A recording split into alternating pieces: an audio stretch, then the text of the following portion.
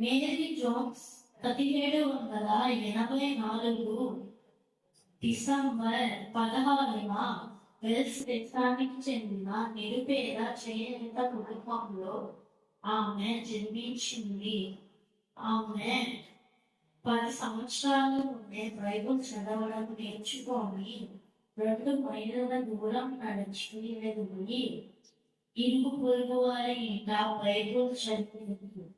ఆమె నాకు ఒక సొంత బైబిల్ ఉండాలని అనుకొని 6 సంవత్సరాలుగా డబ్బును దాచిపెట్టుకొని ఆమెకు 15 సంవత్సరాలు వచ్చినప్పుడు ఆమె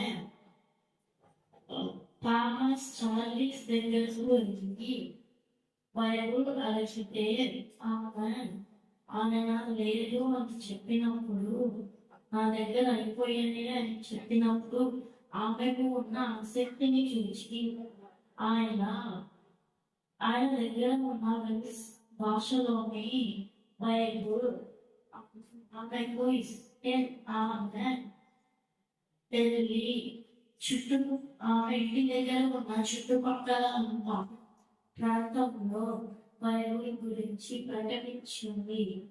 ఆమె మరణించిన రోజు 1824. Thank you.